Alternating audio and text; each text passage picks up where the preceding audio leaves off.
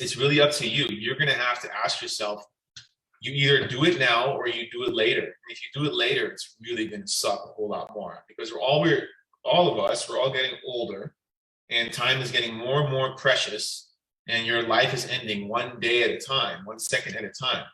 And nobody, not even Elon Musk, not even Jeff Bezos, is even at 20% of their potential. So the key to life, the secret to life is to never peak, to always get better, to always get better, to always get better. And I know how it is to fall into bad habits. When I came to this country in 2006, I was all I wanted really was to get a Corvette, marry a really good looking, like Pamela Anderson looking girl, and live the American life, live the American dream with a white picket fence, and live on a street with palm trees all down the street, like Beverly Hills. But then you find out how the world really works. And, I was just all ready to hustle because I was coming from Europe. And over here, there's massive opportunities. And I was seeing those opportunities. So I sacrificed everything. And my habits were on point. It was all about work, work, work, work, work. Now, in my early 30s, I'm 39 right now, in my early 30s, those habits, comfort just kind of started creeping in. I had my condo, I bought my first house, started making a whole lot of money with my gyms. I bought myself an Aston Martin.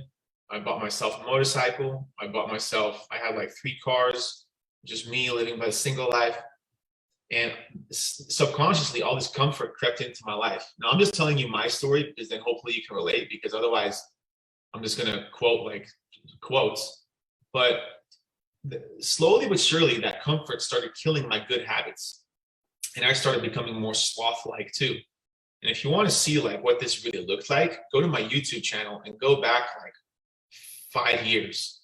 Go to like 2016, 2017, 2018. I don't want to say I was chubby, but man, my face was like a basketball. I had like double chin, and I was just like, I was strong, but I wasn't lean. I mean, I was just really lethargic, waking up lazy like you are right now. And if you're waking up lazy, and not just you, Parvesh, but anybody watching this video, if you wake up lazy, you've let these bad habits just slowly, you let this comfort slowly slip into your life, kind of like a venomous poison, and it's just slowly dripping in. It's almost like a death by 1,000 drips, death by 1,000 paper cuts. You don't feel them. You don't feel that comfort creep into your life at first, but once it does and it fills up your bucket, at a certain point you'll look back and you'll ask yourself, damn, what have I become? So really, the way I turned it around was not overnight, and it was literally one of them was just literally going for walks, literally hitting 10,000 steps a day. I was literally like, because I work mostly from home and I have a gym, but obviously with drive there, I wasn't getting any steps in. I was getting like 2,000 steps a day. Literally started getting for more walks, started taking cold showers. I started embracing discomfort, because discomfort is not pain. It's just discomfort. Discomfort puts you into the zone, and discomfort reminds you of who you really are. Discomfort also is an awesome opportunity every single day to prove to yourself that you're not a wuss.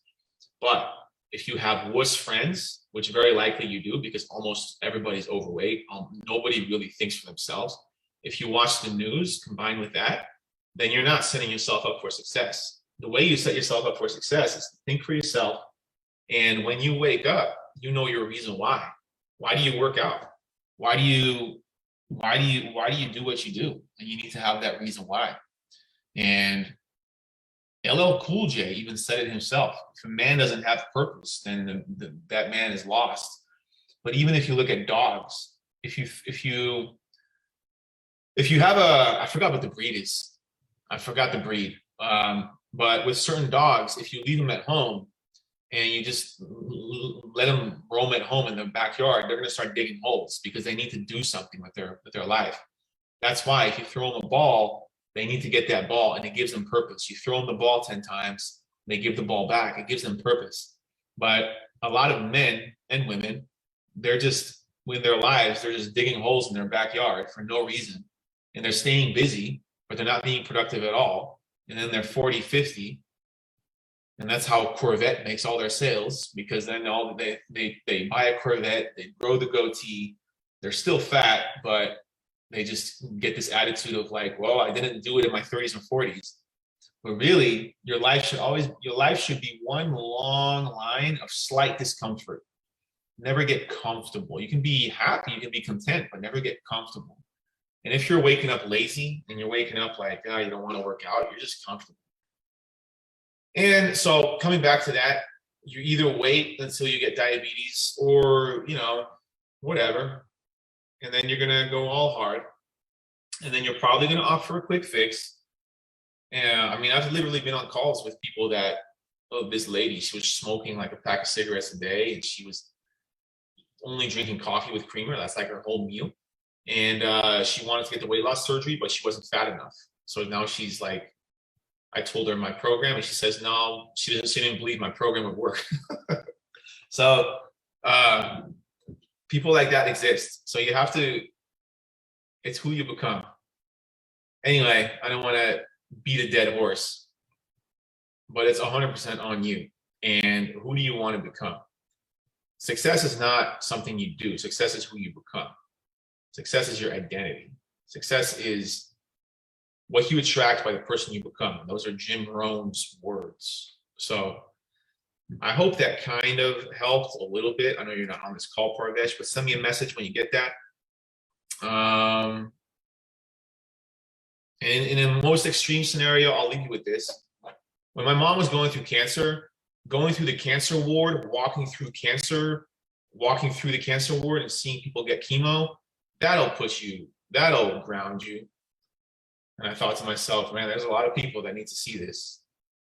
And it's ironically, a lot of those people that were going through cancer, they were really happy and had good attitudes.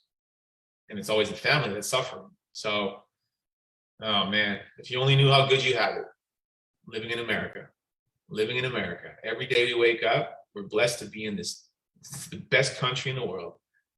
But some of you just don't know how good you have it, and you complain and you wake up lazy.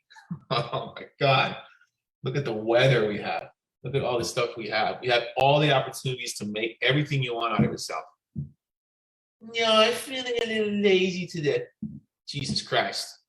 Millions, billions of people want to live here. They would kill to get a US passport. No, I think I'm going to need some prescription medication. Take a cold shower. Don't be a wuss. With all due respect, blah, blah, blah.